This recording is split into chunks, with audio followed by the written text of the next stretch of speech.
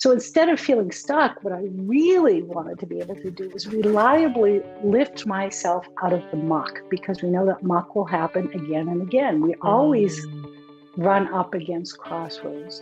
So I wanted tools and techniques that could reliably and sustainably lift me up to something that worked again and again and again. And at the very deepest level, I would say that I wanted what we all want, that idea of a well-lived life, that we feel is full of meaning, that engages our strengths, that has positive and pleasurable experiences each and every day.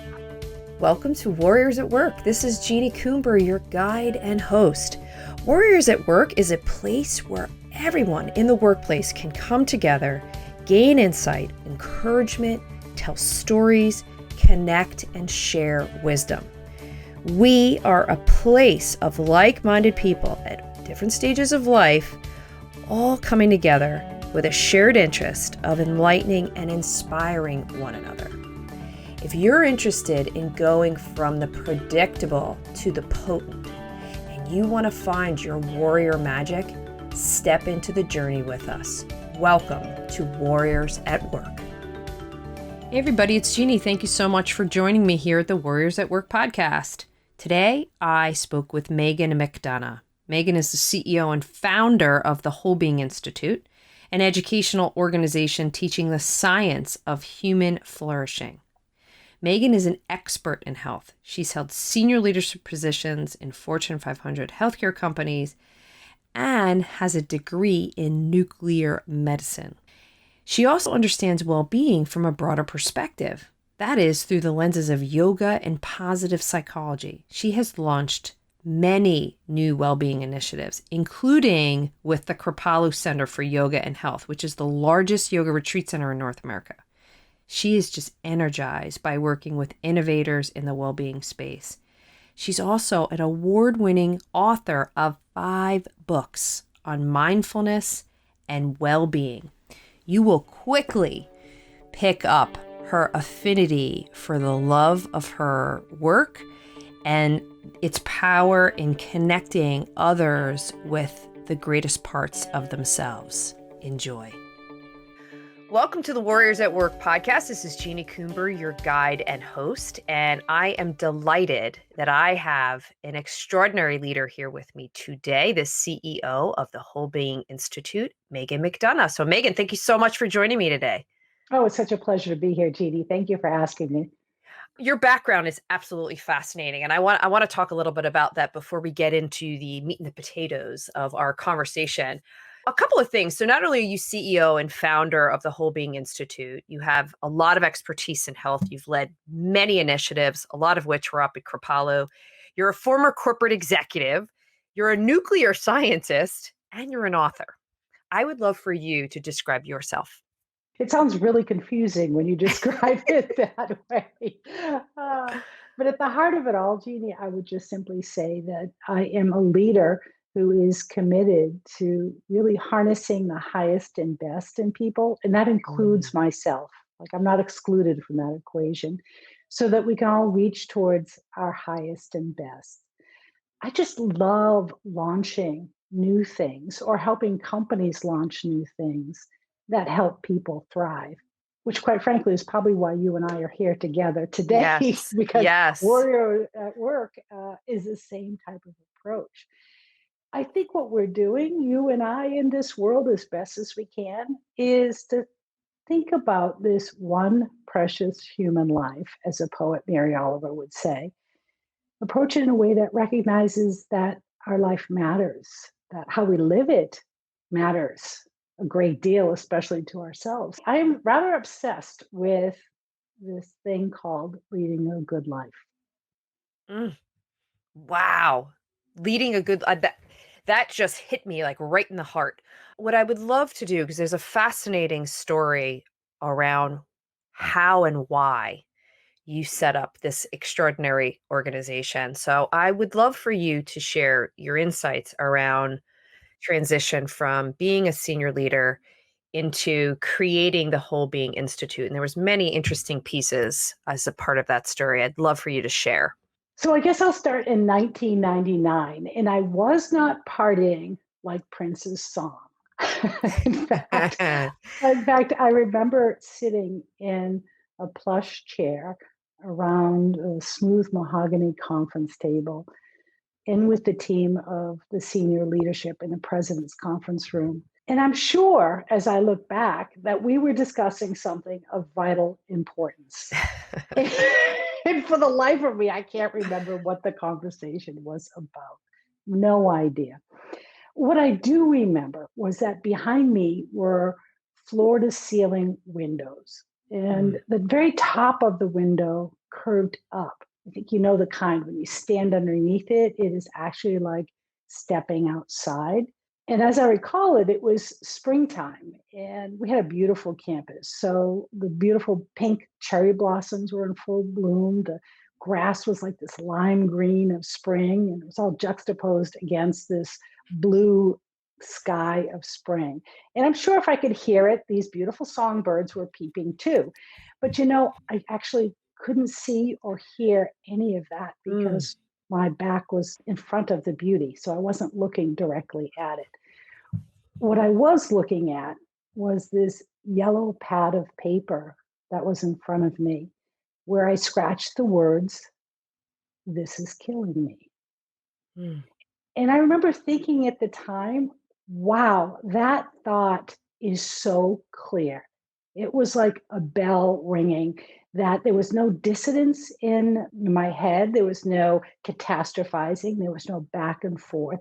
It was a simple realization that if I stayed in this wonderful company that I actually loved, with these people that I deeply respected, that there would be a piece of me that would be left unexpressed.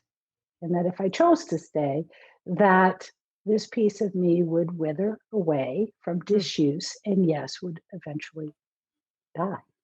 So I felt I was in an inflection point in my life. And I'm not alone in inflection points, right? Part of being human is reaching a crossroads. And I bet you and your listeners have your own story about when this crossroad was met yourself. It could be different than mine. It could be maybe you got sick, or someone you loved got sick, or you went through a relationship problem, or you're getting a divorce, or even things like an empty nest, or thinking about a second career, or even retirement. Or maybe like me, you just feel like you have outgrown some aspect of your work. So the challenge that we all have at that point is when we're at a crossroads, we don't have a map. It's new territory. And so the ground underneath us feels unstable, and that the resources that we have been using up until this point may not serve us for the next point. So that's where I was at with this challenge. I remember going to Dr. Google, because what do you do when you have a question that you can't answer? You go to Google. But what the heck was I, what was I going to type in? This job is killing me. What's the meaning of my life? What should I do next? Google is not so good at answering those questions. So I failed at finding the answers at that point. I felt like I was pushing water. Behind that failure of knowing how to navigate it was really a fear that I had of being stuck. This sense in my gut, like, oh my gosh, what does it mean I need to express this thing in myself? What is that? How do I do that? So instead of feeling stuck, what I really wanted to be able to do was reliably lift myself out of the muck, because we know that muck will happen again and again. We always run up against crossroads. So I wanted tools and techniques that could reliably and sustainably lift me up with something that worked again and again and again. And at the very deepest level, I would say that I wanted what we all want, that idea of a well-lived life that we feel is full of meaning, that engages our strengths, that has positive and pleasurable experiences each and every day. So that, my friend, is what I have been doing for the last 20 years. I have been building a clear, concise, evidence-based way of approaching this question of the well-lived life. And I trust actually after our call today that I'll save you 20 years so that you could leapfrog your way into well-being. Please tell me. So, well, first of all, let me just finish this little piece about this 20-year journey, included meeting some great mentors and working with people who helped me figure this out. The 20-year journey, as you alluded to, included working with Kripalu, where I was honored to lead the research team. Now, Kripalu, if you haven't heard about it, is the largest yoga retreat center in North America. They do amazing work. And what the research team was looking at is how does the techniques of mind body, of meditation, of things like yoga, how do they help us with navigating stress, with building resilience? Now, I am also a 25-year yoga practitioner, so this really hit home with me. I consider Kripalu my home base when it comes to my yoga practice. And I also worked with them on launching their online learning and helping them with their stress resilience program out there. And during this time, I had the good fortune of meeting and working with Dr. Tal Ben-Shahar. Those of you who don't know his name, he is one of the leaders in the field of positive psychology. And when we worked together, we built and ran the very first certificate in positive psychology at Kripalu, after which we just decided we needed to co-found a company together. So in 2013, Tal and I started the Wholebeing Institute. And that's an educational organization that teaches adults evidence-based tools for living a good life. There's so many things about what you just said. So you've been able to marry all of these aspects of yourself to create this organization. And I'm curious, you really hit on the yoga, the mindfulness piece, but what's the dominant theme that drives you? As 20 years now of living this life in this Wholebeing Institute and all the things that you're creating, what is your anchor that's driving you?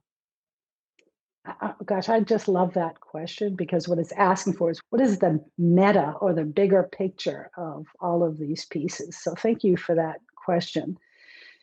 I think the bigger picture really boils down to a simple sentence, and that is being who you already are and more. That might need a little explaining. So let me start by a quote by the mythologist Joseph Campbell, who says, "The privilege of a lifetime is being who you are." We have what we need. We can relax a little bit and actually turn our attention to ourselves and knowing who we are. For example, Jessica is one of our graduates, and had just graduated from one of our 9-month programs, a certificate in positive psychology. And she joined the course because she had an injury and ended up not being able to do work that she absolutely loved. And she would wake up every morning and say, okay, what am I supposed to do today? I can't do the work that I think is my calling, my dharma, my work in the world. What am I supposed to do today? So she decided to take the certificate program to really map out, how do I see my new self who can't do that old job in a better way? So I ran into her in the hallway after the program ended. And wow, her smile, I still remember it, made me smile. And she just looked at me and said, "Thank you for helping me feel comfortable in my own skin." That was in 2013. Those words have stuck with me because they really say what I mean when I say, be who you already are. What does it mean to feel comfortable in your own skin? And whether times are good, whether times are bad, how would you act or speak or show up or behave if you were really comfortable with who you are? Would you have less trepidation? Would you be able to reach higher, expand more? That's what I mean when I say being who you really are. And then the second part of that is when you become comfortable with who you are, it becomes so much easier to serve, to expand, to know the significance of this day. And so, as the founder of Wholebeing Institute, I quite frankly am in a privileged position and really have the honor to see with awe how people grow when they begin asking themselves questions like, who am I at my best? What are my strengths? What is there to appreciate in this day, in this work, in this relationship, in me? So Mm. these are fundamental questions about the more part, right? Be who you are and more. I call it, having roots and wings, being grounded and safe in sort of this sense of, I'm here, and lifting yourself and others to aspirational heights. So you're growing into something else. So the outcome of that, when we do that well, of having both roots and wings, is that we begin to live well today. We're not Mm. waiting for some future, but living well today. And also leading yourself through your choices consistently into a better tomorrow. So that's how I think of the overarching theme. What you just This work. said resonated with me on so many levels, especially the point. I just want to like underline it. Once you know who you are, it's so much easier to be in service. You just characterize my journey in that one sentence, and the work that I continue to do comes from a place of I know who I am. And even just having a conversation with myself and acknowledging that there was many times I think I've been sleepwalking through my life, and I didn't have the consciousness to know that I was not at my best. I was not aligned with who I really am. I had my head down, and I'm sure a lot of people listening or watching that will resonate, because we often find ourselves in that transactional way of being. And some have a life event or an experience that stops you to say, what's happening? Like you had it, where it's saying, this job's killing me. I must make a transition. But everything that you just talked about, it was like my insides are doing a dance right now. Everything you just said. I really want to understand how the positive psychology certification experience fits in to your whole philosophical approach and the Wholebeing Institute. So I'd love for you to give us a little bit more context around what is it, what's it like, and also talk about a little bit of the profiles. You gave one example of somebody that was attracted to it, but I'd love to hear a little bit more about what some of those experiences have been like for you. Yeah, this was a big fundamental shift in my 20-year journey that I'm going to wrap up in just a few minutes here with you. Is that traditionally psychology has studied what is wrong with the human condition. Let's pathologize people. Mm. I'm an anxious person. This is neuroses. This is depression. I mean, there's a books 3 inches thick to diagnose what's wrong with the human condition. So positive psychology turns that question fundamentally around and instead asks the question, wow, what is it that makes life worth living? Mm. What works? And let's study that. That fundamentally different when you ask the question that way, right? It's a completely revolutionary way to think about approaching this human life. If we want to know well-being, let's research what is working, what is sustaining, what is nourishing, not just what is wrong and needs to be fixed. Mm. So I'm going to give you a concrete example. So let's say you're feeling sad. Maybe you're spending time trying to figure out, why am I sad? What's the root cause of this sadness? How does this sadness feel? What happened to make me feel this way? Who's responsible for the sadness? And you might find that your sadness begins to overshadow your day, becomes a bigger part of your experience in a given day.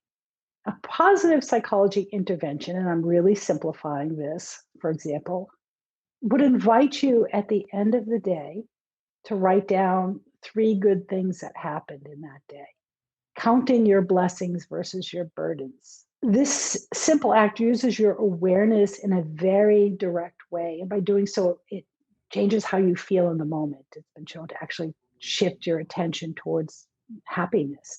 So you can try and fix sadness, or you can try and focus on what worked well in the day. Now, what I don't want people to leave with, and this is really important with the sense that there's anything wrong with sadness. There is not. It is a valid human experience to feel sad. I'm simply saying that these two ways of approaching sadness are fundamentally and radically different. One redirects your attention to what is working in your life. Where are your strengths? What does elevate you? The other one tries to fix sadness versus just holding sadness. And that's what I love about positive psychology is the interventions themselves. You don't have to cognitively try and fix or do something. The interventions themselves are the uplift versus seeing the experience as wrong or needing fixing. Really important. There's more to a well-lived life than just positive psychology, right? We're not just a walking brain. There's more than more to it. There's also a physiological piece of living well. There's a biological piece, and then there's also a behavioral change piece. Because even if we learned all this stuff, if we didn't change behaviors, we wouldn't be shifting ourselves over time towards what we call the ideal self. So it won't have lasting effect. So Dr. Talbot Jahar, Dr. Maria Serwa, and myself, when we started thinking about this question, what are the tools, what are the models? We wanted to have a whole person approach to this well-being. And we use evidence-based science of positive psychology. That's certainly the backbone of what we teach. And we also combined it with the latest research on neuroscience, on human physiology, and on behavior change, and came up with this one overarching, encompassing model of well-being, which we call SPIRE. And in SPIRE, your folks may want to write this down. There's 5 elements of well-being, each of which has 2 principles. And it describes the good life, but it also helps you prescribe what action should I take given what I'm noticing in these 5 dimensions. SPIRE is in the root of respire, to breathe, to actually take in and out. And breathing is just sort of fundamental to being alive, right? So it's an absolute core necessity to be grounded in this moment. Inspire is also the word we use to describe the highest point, the spire of the steeple, the spire of the mountaintop. So it also has this elevation effect. And that's what we've been living into. And I'm just going to pause because I said a whole bunch. I want to make sure I answered all of your questions. That's sort of the big picture of SPIRE. Well, the thought I was having as you were describing all of that and imagining somebody attending one of these certification programs, where are you seeing the biggest aha or breakthrough where they're like, wow, that is a real differential for me. That's really going to pivot me. It's interesting to think about the certificate program less like an episodic aha and more like a hero's journey. So from the beginning of entering the process of, I have an unknown about what's next in my life. And I'm going to settle into this sort of transitional inflection point time to learn. So different people along that pathway have different ahas as we go through it. So I think when we first think about our journey, we have to have a better handle on what do we actually mean when we say, I want to be happy or happier. So the first step in the journey is actually defining from an evidence-based perspective, what does a well-lived life look like? What are the components of a well-lived life? And then after we understand those, we then want to actually connect with other people in the group, because I said earlier that one of the things that we might not have are internal or external resources to help us navigate this gulf in a new way. So we set up structures of connections through small group work where we can actually help people help each other through this process. So this connection is really important piece about how we're handling these supportive relationships. And once you have this sort of sense of defining and knowing what happiness is, what strengths you have, diving deeply into the uniqueness that is you and sort of the universality of this human experience connected with others, you then can start thinking about things like, what dreams do I actually want to start working towards?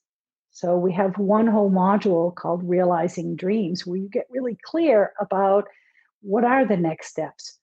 How am I going to map that out? Where am I heading to? So we begin to know ourselves better. We begin to connect with others more efficiently and effectively in a supportive way. Then we learn how to realize and own our dreams. And because realizing dreams is never a straight line, ever, we also want to instill how do we cultivate resilience and grit, because it's not like we either have it or we don't. There are actual skills to be learned about when we fall down, how do we bounce back. And even better still, a positive psychology frame on that is not just how do I bounce back from difficulties, it would be how do I bounce forward to next steps. So we're not just thinking about picking ourselves up, we're actually thinking about leapfrogging forward. And then as we think about the crescendo of the experience, it's seeing yourself as a leader of your own life. What does it mean to be a leader in your own life? What are the concepts of thinking about leading in this life? Many times our concepts of leadership are very one-sided. So I want to think about leadership as you as leader in your life, and then give you the tools to understand that this day is shaped and is led by the decisions that you make. So in every moment we have a choice. And then at the very end, the culmination of all this work is actually a presentation that you give others about what you learned and embodied in the science of positive psychology and living well. So it's not just held within a supportive environment, it's also you going out into the world, whether you're a teacher explicitly or just implicitly through how you show up, you become a force for good in the world. That's sort of the arc of the trajectory. And when I was thinking about what are the outcomes of the arc of this course, there's things that are universal that people tell me again and again. And actually, before this interview, I was just reading through some of the surveys that we got back. And one of them was Michelle, who wrote, the key takeaway for me was specific tools to deal with change and uncertainty and a greater sense of purpose and meaning. So those three things, I got the tools I need to navigate this. This is uncertain, and I can step into it with more groundedness and a knowledge of who I am and more meaning. So those are the three things I consistently hear. I have the tools now, I feel more grounded, and there's more meaning in the work that I do. There's such a crossover to what you just said and the types of conversation that I have, particularly in the last year through COVID. There is such a thirst for sense of meaning and purpose. And so many people are asking themselves, like, wow, is this it? This is the life I've created for myself? What else is there? So I'm so glad that you just shared that back, because that to me is like mental confirmation. And anybody, again, watching, listening, if a lot of this stuff is resonating, you're in the right conversation. You're listening to the right people to process this and giving you the tools and asking you the bigger questions for your own journey. I think is really, really important. Of course, I'm curious in the last year, particularly, what are you seeing in your work, and what thoughts and or recommendations are you offering? Yeah, I know when we talk about inflection points, 2020 will be one of those for Oh, yeah. everyone worldwide. I mean, we are really suffering in synchrony with this one. So It's it's whiplash, and we're all having whiplash. at the same time. Yes, it's pretty Yeah. significant. So there are a couple things. First and foremost, we do have a free tool called the Spire Check-in. I already briefly touched upon Spire, the 5 elements of well-being. We have a tool that allows you to sort of take the temperature of where you are today and in this moment as it relates to those 5 elements of well-being.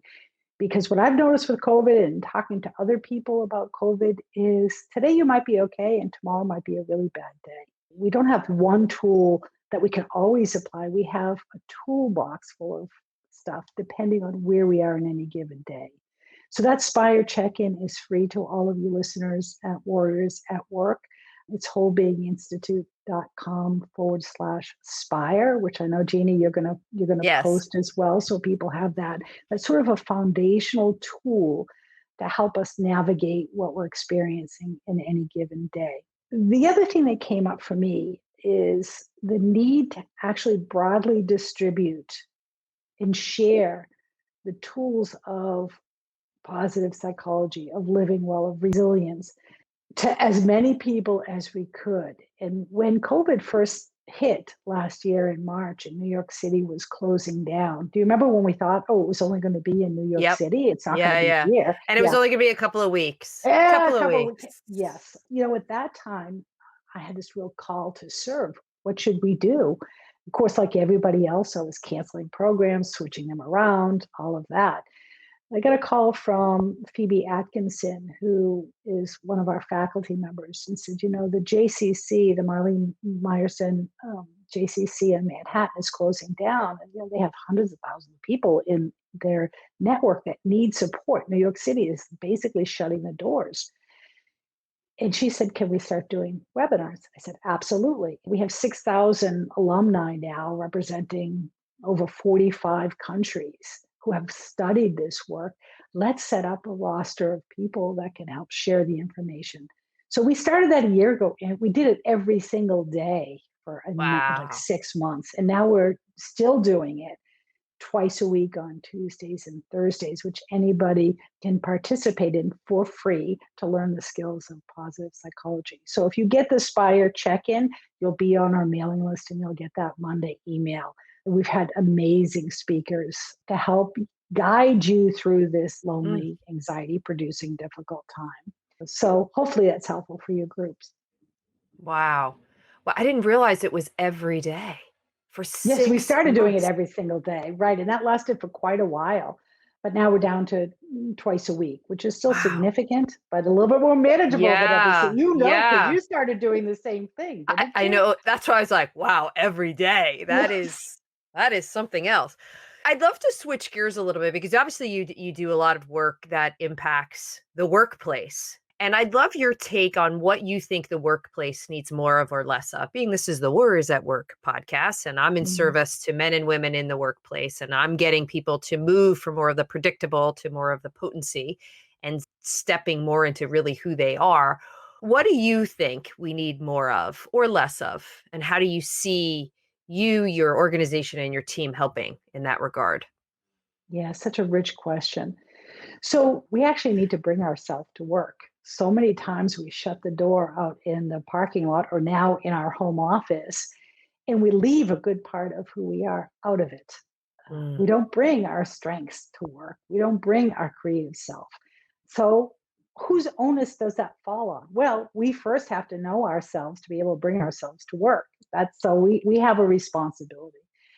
But also the work context itself, it behooves us to start thinking as managers, as leaders, to also notice people's strengths. What enlivens the people that we work with? Can we name their strengths? So this is part of what we talk about in the certificate program. A good part of it is being able to do what we call strength spotting, of recognizing people's strengths, of seeing the seed of greatness, even if the environment itself doesn't allow that seed to be nourished. And this is the part of me, when I think back, wasn't being expressed. I remember saying to my manager at that time, I said, I feel like I have more to give than I currently am. And he had no idea what I was talking about until probably 10 years later, where he connected with me on LinkedIn. And he said, oh, I get it now, because I'm working at a different company and I feel like I have more that I could give. So the question I have is, are we creating a psychologically safe environment? This is Amy Edmondson's work, in which your whole self can show up. Because if it's not a safe environment, forget it. We're not going to show up. We're going to protect and create walls. Those are some of the things that come to mind when I think about the work environment. Creating safety, strength spotting, bringing your whole self to work as sort Mm. of a good beginning. What's next for Wholebeing? Yeah, so that is such a big question. So we are a company that is built upon the good work of the alumni going out into the world. So we're teaching the teachers as they go out. So what's next is really creating a broader understanding of this work. For example, one of our graduates years ago, Henrique Bueno from Brazil, said, I'm so inspired by this work. I would like to set up a Portuguese speaking certificate in Mm. positive psychology. So he is actually now the CEO and founder of Wholebeing Institute in Brazil, where he translates all the courses and runs all the courses in Portuguese. Wow. Another example of that is Donna Miller, who was a graduate and alumni, who said there are so many great stories that come out of this program. How are we capturing it? So Mm. just yesterday, I sent her a preface for the book that she has coordinated some of the stories of the alumni of positive psychology into a book to help people understand how the tools can be utilized. So these are two examples of the alumni actually moving forward this work so it reaches more people. And that's the same is true of the JCC work in Manhattan. We now have served over 12,000 people in that programming. Isn't that amazing? So yeah, I feel pretty proud. I mean, if this was just me or Wholebeing Institute, we would never have been able to do this. So it's really going back to that first sentence of harnessing the best in people for the greatest good. That can only be done when you harness the power of the many. Boy, are you speaking to me on that. Do you ever reflect on where you started in that moment where you said, this is killing me, to now Mm. saying, wow, that awareness, that moment to help you look at your life has led to you've served really 18,000 people in over 40 countries right now. And you're only getting bigger and you're only tapping into a bigger and bigger community. Do you ever reflect on that to say, wow? Yeah, thank you for that question because I think, as most people do, tend to think with the negativity bias of all the things I have yet to do, yet to finish. So, in you asking me that question in such a way, you actually demonstrated sort of an elevation approach that managers can do really well by pointing out the progress that you've made. And this is the Mm, work of Teresa Amabile of the progress principle. Can we point out to people the progress that they've made? Because my brain, just like most people's brains, tends to go to, oh, thank you, Jeanie, but I recognized I haven't done this, or this mhm. hasn't happened, or this isn't going as well as I would expect. So we portray through social media that everything is the best, but we know ourselves that there are things that aren't going as well as we would like them to go. And by you elevating like that, thank you for that You're question. It welcome. also demonstrates for others how to remember to focus on what you've made progress on. It makes me quite proud, actually, when you say it like that. Because, Yeah. first of all, I realize it's not just me and what I've accomplished by any stretch of the imagination. It is the people that are involved in living this way and practicing a life of meaning that makes a difference for others. If we use the word virus in a positive way Yeah. versus with COVID, we want a positive contagion, not a Right. viral virus contagion. Wow, what a world that would be if Mm-hmm. we had a contagion of positive psychology. I mean, oh, boy, it I'm would in. yeah, me too, me too. I'd love to switch and wrap up our interview by asking you a couple of questions, which I always like to ask the guests to give a little bit more context into the world that you're living personally. What we talk a lot about in the Warriors at Work community is this idea of creating a movement of thinkers and doers. But I also recognize we don't do this alone. So, who are those people in your life that are helping you stay accountable to what it is you said you want? Well, today, Jeanie, it's you. Okay. Being here now today actually has been an exercise in speaking my truth. So Mm, today, it's you. Thank you, Jeanie. If I would look at that question a little bit more broadly, as I think about Wholebeing Institute, a person who has really challenged my thinking in the best possible way is Henrique Bueno, my business partner in Brazil and Latin America. Many times when you're a CEO of an organization, you don't have other peers. There are people that can help you and people that challenge you.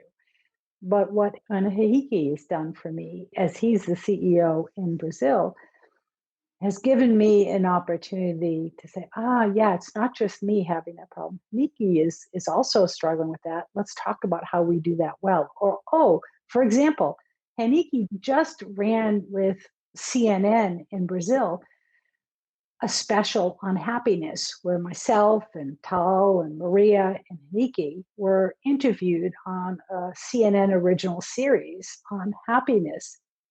Had it not been for, I know that's a big one. So huge. Add that to your progress report. Add that. Thank you, Jeanie. The progress principle. I've been on CNN. So, or will be, I think it's sometime this month it's running. So he has pushed me. Would I have ever thought or even known how to go about that? No, and this happened again and again and again. When it comes to jumping the chasm from where we are now to where we want to be, we tend to do like I did, which is go it alone. Let me ask Dr. Google. Let me try and figure it out. Let me work it through.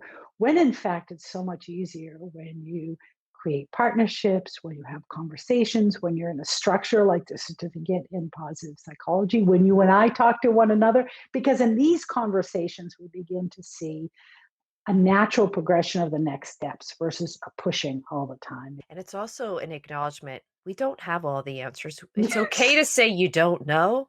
Yeah. And that is where community and working with others can accelerate things so much faster than us running ideas past ourselves all the time. So I can identify with that. So here's my last question. What are those unique aspects, you specifically, that you're trying to bring forth into the world? I call it warrior magic, like your secret sauce. What is it you're trying to bring out into the world, Megan? I think I'm actually trying to bring out on a daily basis what I'm teaching about being who you really are and more. That is a lived experience to me. And I'm never actually there. No one's actually ever there, because when you get there, there's always a next step, a next growth, a next thing. So just like everybody else in the certificate in positive psychology, it's a journey. And I think the secret sauce that I bring to it, I've recognized from the last 20 years, and actually we teach this in the course and we do assessments on it and we identify it directly and then use it in many different ways, is what is your character strength? These are specific virtues that feels like who we are. It's so embedded into how we see ourselves that sometimes we don't even recognize it as a strength. And for me, it's bravery. So it's one of my top character strengths is being brave. And the way that has shown up is I will say yes. And when I use my character strength of bravery and say yes, I get to very interesting places like CNN in Brazil. Who would have figured? So I guess my secret sauce is using my bravery, saying yes, and participating in life as it shows up. Wow. What a beautiful way to end this conversation with the word bravery. Because one of the things that I often will talk about is I use the word warrior not in a battle way, but as brave and experienced soldiers, and that we're here to activate and ignite the greatness in other people. And the fact that you just ended with that word, it warms my heart.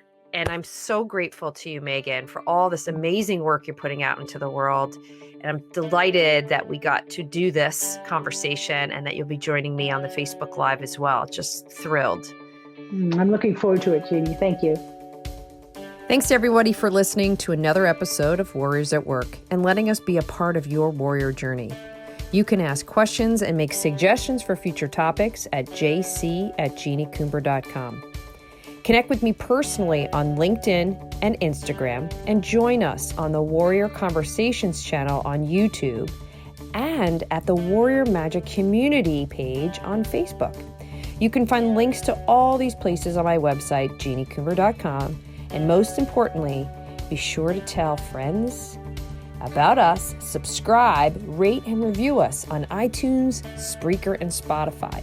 It helps others find the show and puts more warrior magic out into the world.